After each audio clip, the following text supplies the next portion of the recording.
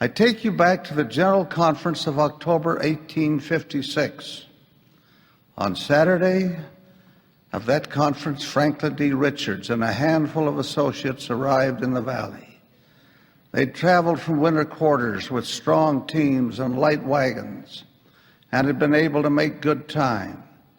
Brother Richards immediately sought out President Young. He reported that there were hundreds of men, women, and children scattered over the long trail from Scotts Bluff to this valley. Most of them were pulling handcarts. They were accompanied by 2 wagon trains, which had been assigned to assist them. They had reached the area of the last crossing of the North Platte River. Ahead of them lay a trail that was uphill all the way to the Continental Divide, with many, many miles beyond that. They were in desperate trouble. Winter had come early. Snow-laden winds were howling across the highlands of what is now western Nebraska and Wyoming. Our people were hungry. Their carts and their wagons were breaking down, their oxen dying. The people themselves were dying. All of them would perish unless they were rescued. I think President Young did not sleep that night. I think visions of those destitute, freezing, dying people paraded through his mind. The next morning he came to the old tabernacle which stood right over here.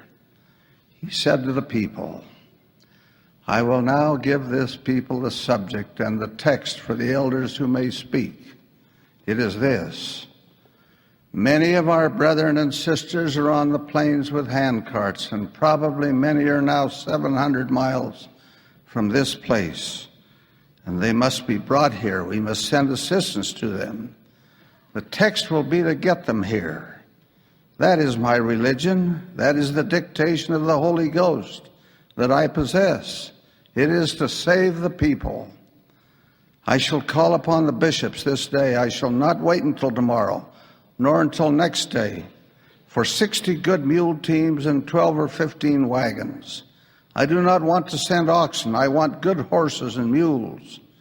They are in this territory, and we must have them. Also, 12 tons of flour and 40 good teamsters, besides those that drive the teams.